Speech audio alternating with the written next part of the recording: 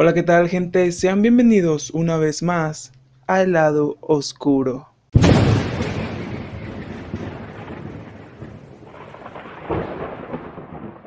Durante los años de 1926 y 1928, Gordon Stewart secuestró, violó y asesinó a varios niños en Los Ángeles, California, Estados Unidos, conocidos como los asesinatos del gallinero.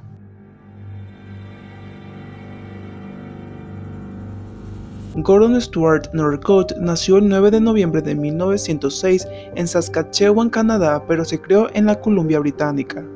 Fue hijo de George Cyrus Northcote y Sarah Louise y fue el menor de los dos únicos hijos que tuvo la pareja. Gordon era un granjero de corazón que tenía como mayor sueño construir su propia granja. Ahorró un par de años y compró una parcela en Wayneville. Allí construyó su propia granja de pollos con ayuda de su padre, quien estaba en el negocio de la construcción. Para 1926, 2 años después, cuando Gordon ya tenía 20 años, el sitio ya estaba listo. A Gordon le urgía independizarse de sus padres, pues tenía un motivo en particular.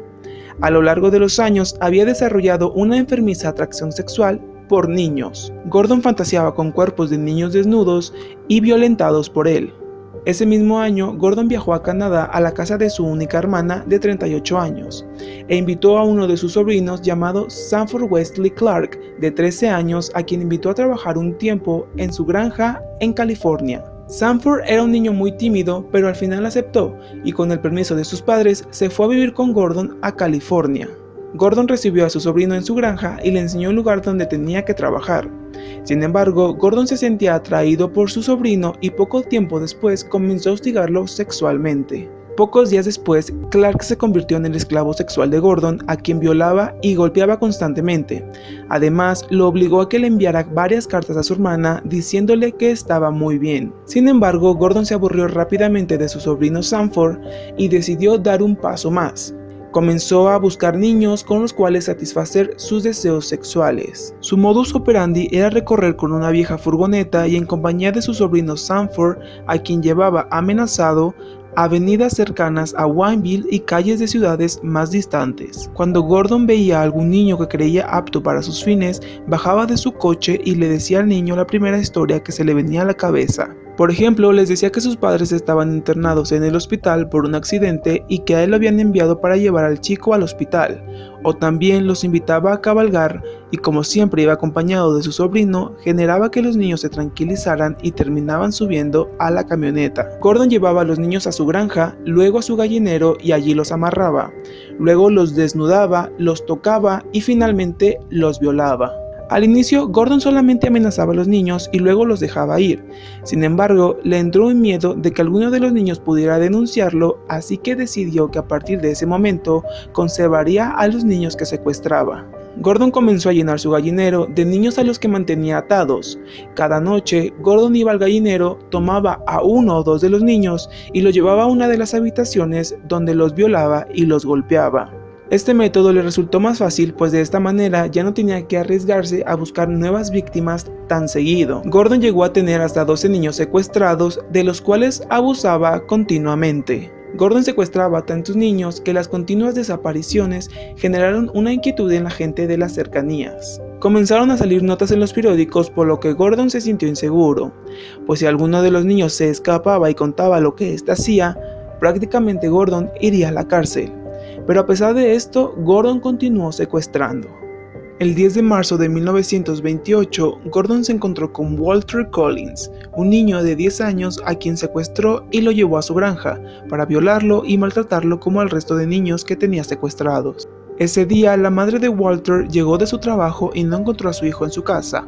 Lo buscó por todo el vecindario, pero no lo encontró por ningún lado, por lo que acudió a la policía a reportar la desaparición. La búsqueda de su hijo se prolongó por varios meses, en los cuales Gordon continuaba secuestrando niños, pues 2 meses después del secuestro de Walter, Gordon secuestró a Lewis Winslow, de 12 años, y a su hermano Nelson, de 10, desapariciones que se reportaron a la policía.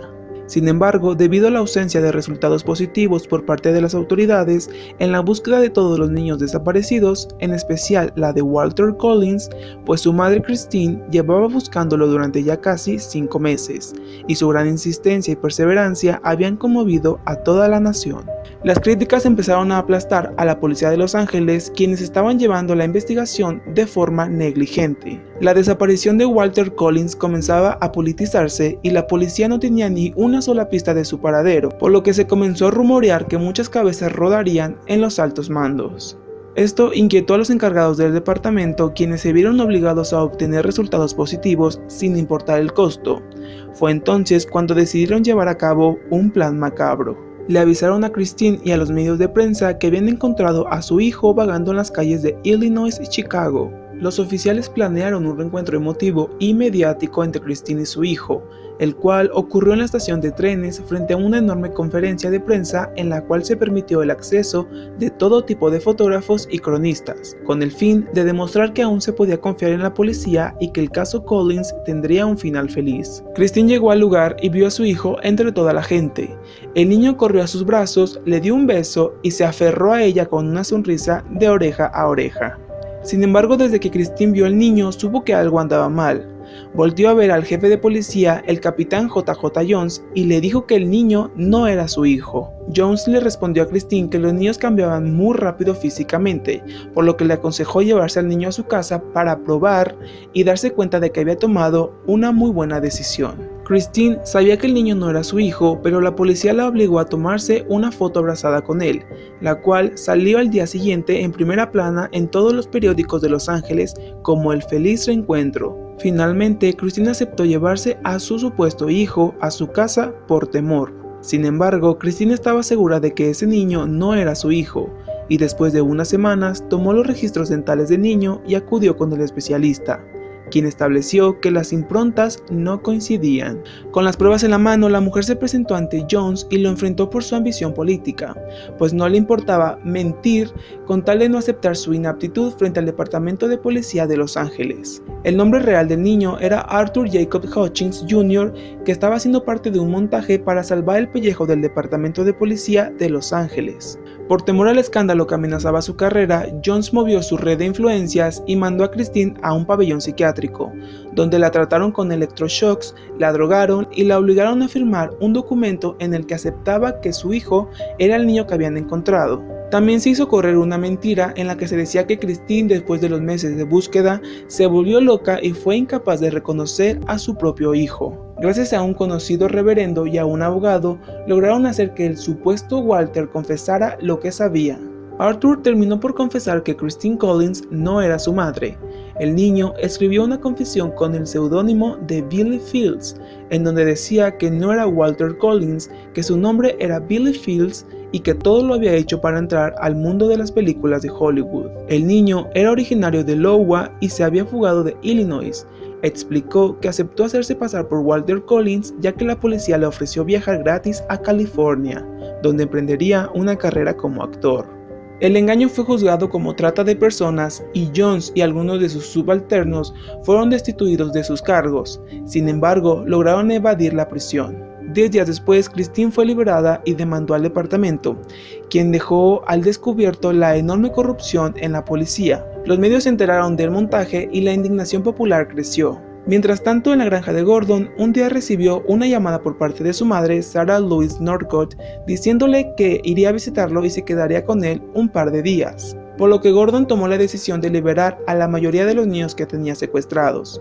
Los llevó al pueblo de Wineville y los amenazó para que no dijeran nada. Sin embargo, Gordon no pudo deshacerse de todos los niños y al final decidió quedarse con 4, a quienes mantuvo amarrados y secuestrados en su gallinero para su disfrute. Los niños eran los hermanos Lewis y Nelson Winslow, un niño mexicano del que nunca se pudo saber su nombre, y Walter Collins. La madre de Gordon ya sospechaba que su hijo era un pederasta, y lo comprobó cuando fue al gallinero, pues se encontró con los 4 niños atados. Sarah de inmediato reconoció a Walter, que era un conocido, y desesperada le sugirió a su hijo que matara a ese niño, para que no lo delatara y que llevara a su sobrino Clark para que éste fuera cómplice.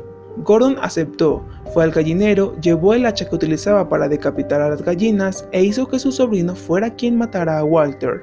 El sobrino, al no tener tanta fuerza y entre llanto, le dio varios golpes en la cabeza a Walter, pero no logró matarlo. Luego lo intentó la madre de Gordon y al final fue Gordon quien lo asesinó, decapitándolo. Al final, Gordon terminó por asesinar a los otros 3 niños, a los que golpeó, decapitó y luego quemó sus cabezas. Posteriormente cavó fosas y enterró los cuerpos cerca del gallinero, aplicándoles cal viva para la descomposición de los cuerpos. Cuando los niños fueron asesinados, la madre de Gordon volvió a Canadá, dejando nuevamente solo a su hijo con su sobrino Clark. Un día la policía recibió una llamada de una joven que decía que temía que su hermano menor estuviera siendo maltratado por su tío en una granja de Wineville. Se trataba de Jessie, la hermana de Clark. Jessie dijo que sospechaba debido a que había recibido unas cuantas cartas de su hermano en las cuales decía estar bien, pero que le resultaron sumamente sospechosas. Además, dijo que su hermano era canadiense y que su estancia en Estados Unidos era ilegal. La policía se movilizó y sin saberlo estaban a punto de descubrir lo que tanto estaban buscando. Mientras la policía iba a la granja de Gordon, este los vio y supuso que iban por él, por lo que él y su madre huyeron en su camioneta a Canadá. En septiembre de 1928, la policía de Los Ángeles llegó a la granja de Gordon en Wineville, pero solamente encontraron a su sobrino Clark, quien al verlos se asustó pues pensó que estaban ahí debido a los asesinatos, por lo que comenzó a contarle toda la historia a los policías. Clark habló de las torturas y las violaciones que sufrió por parte de su tío. Luego le dijo a la policía que había sido testigo de 4 asesinatos que Gordon había realizado. La policía no le creyó y le pidieron que los llevara hasta los cuerpos. Clark los llevó y la policía comenzó a excavar. Encontraron 3 tumbas con restos humanos y algunas evidencias, como el hacha que Gordon había utilizado para asesinar a los niños, restos de cabellos y los dedos de las víctimas enterrados cubiertas con cal. Clark dio una extensa declaración sobre los asesinatos y además tuvo que ver una larga serie de fotografías para identificar a aquellos niños que hubieran sido secuestrados por Gordon. Entre ellos señaló a Walter Collins y a los hermanos Winslow. Se dio la alarma para la búsqueda de Gordon, quien se había ido a refugiar a la casa de su hermana. Se pidió la extradición de Sarah Louise y se giró una orden de aprehensión contra Gordon Stuart Norcott, quien seguía fugitivo. La hermana de Gordon se enteró de la búsqueda de su hermano y lo denunció.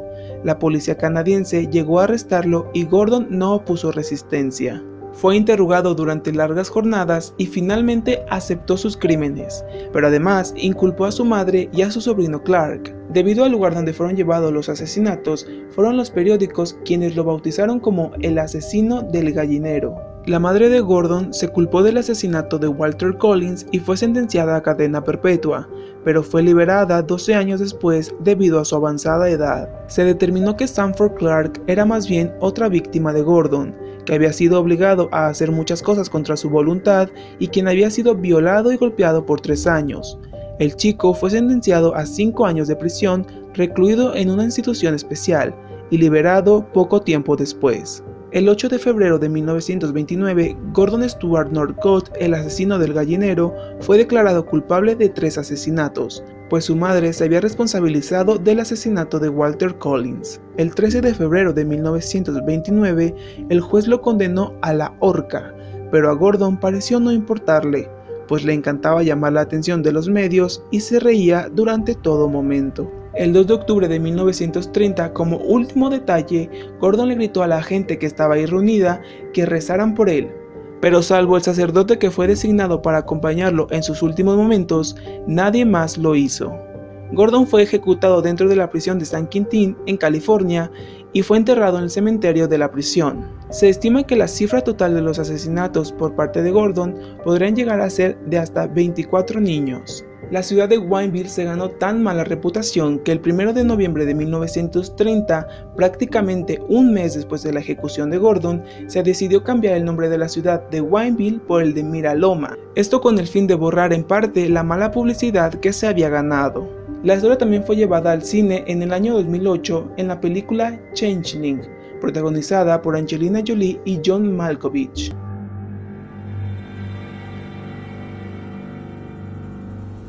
Muy bien, gente, hemos llegado al final de este video. Espero que les haya gustado esta historia, que creo que es bastante interesante.